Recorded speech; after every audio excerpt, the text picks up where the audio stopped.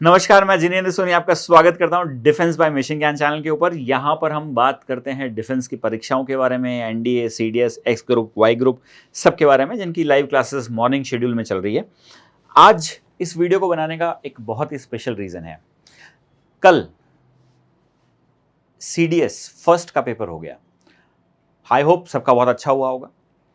Paper 3 section में होता है। मैथ्स, एक सेक्शन में मैथ्स आती है, एक सेक्शन में इंग्लिश आती है, एक सेक्शन में जीके आती है, और ओटीए वालों को 2 पेपर देने पड़ते हैं, आईएमए वालों को 3 पेपर देने पड़ते हैं, मतलब मैथ्स का पेपर भी देना पड़ता है।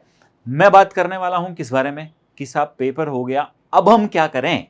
अब हम क्या करें, ये सबसे इंपॉर्टेंट पॉइंट है, क्योंकि साहब अगर ये पता होगा तो आप हो सकता है कि वहां नहीं तो कहीं और यूनिफॉर्म जॉब तो प्राप्त कर ही लें। पहला पॉइंट, जिनका एग्जाम बहुत बढ़िया हुआ है उन्हें तुरंत प्रभाव से एसएसबी की तैयारी में लग जाना चाहिए। एसएसबी की तैयारी में लग जाना चाहिए, इसका मतलब आपको बहुत ज़्यादा फिजिकली फिट होने की कोशिश नहीं करनी चाहिए। ये एक बहुत बड़ा मिथ है कि साहब एसएसबी में जा रहा हूं तो फिजिकली फिट होना चाहिए। फिजिकली नहीं, मेंटली फिट होना चाहिए। अगर आप मेंटली फिट होंगे और आप कुछ और भी होंगे, ओवरवेट भी होंगे, तो भी आपसे काम चला लिया जाएगा। पर अगर आप मेंटली फिट नहीं होंगे तो कुछ नहीं होने वाला है। तो मेंटली फिट होने के लिए सबसे पहला काम, पॉजिटिव रहना शुरू करें। पॉजिटिव लोगों के साथ रहना शुरू करें। जो लोग आपसे नेगेटिविटी फैलाते हैं, जो बोलते हैं कि तेरे से नहीं हो पाएगा, ऐसे लोगों से दूरी बना लें। यही सही समय है उन लोगों से दूरी बनाने का, क्योंकि वो कहीं ना कहीं आपकी सोच के प्रोसेस को इफेक्ट जरूर करते हैं। तो उनसे आप क्या कराएं, सबसे पहले दूरी बनाएं। लिखना शुरू करें, लिखना शुरू करें। ये मैं बहुत सारे लोगों को बहुत बार सजेस्ट करता हूं कि एसएसबी की तैयारी कर रहे हो तो लिखना शुरू करें। और लोगों को लगता है ये क्या है, लिखना है, वहीं लिख लेंगे, साइकोलॉजिकल टेस्ट होगा, स्टोरी लिखनी है, वहीं जाके लिख लेंगे। अरे भाई, वहां जाके लिखा नहीं जाता, वहां जाके राइटिंग खराब होती है। अचानक से लिखोगे एक दिन तो क्या होगा, राइटिंग खराब होगी ना। अभी तो लगे हो किस पे, व्हाट्सएप पे धूमधाम धूमधाम। तो अभी तो कीपैड की आदत पड़ गई ना, वहां मिलेगा नहीं, सब पेन से लिखना पड़ेगा। तो नियम बना लीजिए कि आप क्या करने वाले हैं, लिखना लिखना लिखना शुरू करेंगे। लिखना शुरू करेंगे तो लिखने के लिए क्या करना पड़ेगा, पढ़ना शुरू करना पड़ेगा। पढ़ने के लिए क्या करना पड़ेगा साहब, अखबार पढ़िए, एडिटोरियल, अखबार पढ़िए, एडिटोरियल। और एडिटोरियल को पढ़कर, बहुत सिंपल सा है, एडिटोरियल को आपने पढ़ा, उसको समझा और उसको अपनी भाषा में दोबारा लिख दीजिए। तो इससे आपकी 2-3 चीजें कवर हो रही होगी। एक तो राइटिंग स्किल्स, एक आपका दिमाग, और दूसरा जीके। और क्या, जीके। जीके में भी तो आपको फायदा मिल रहा होगा, आपको पता चल रहा होगा कि वर्ल्ड में क्या चल रहा है, देश में क्या हो रहा है, दुनिया क्या कर रही है।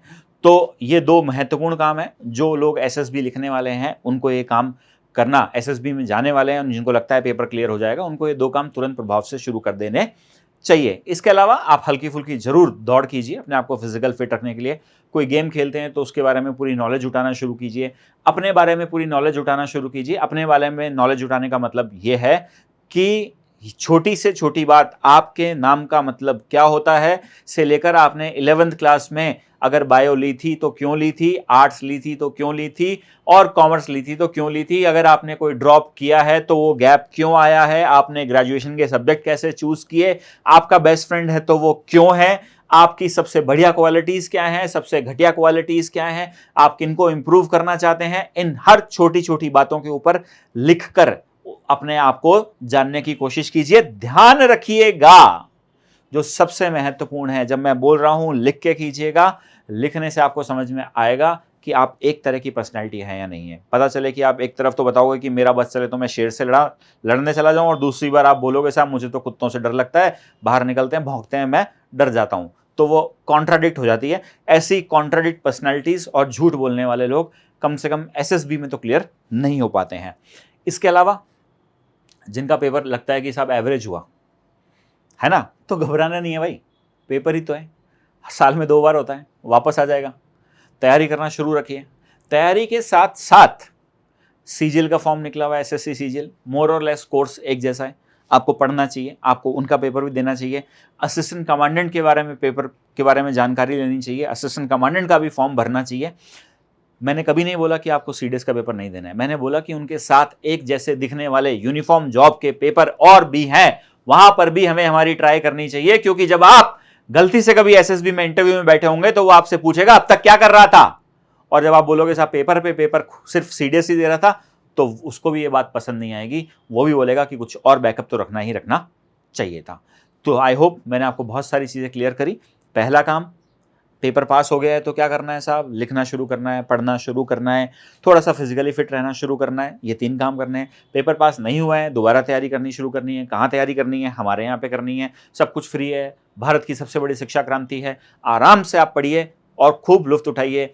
आपको लगता है कि सब सीडीएस के साथ साथ बैकअप ऑप्शन रखने हैं, असिस्टेंट कमांडेंट एक ऑप्शन है, एसएससी दूसरा ऑप्शन है, यूनिफॉर्म जॉब्स आपको मिलती है, वहां पर भी आप ट्राई कर सकते हैं। जय हिंद, जय भारत।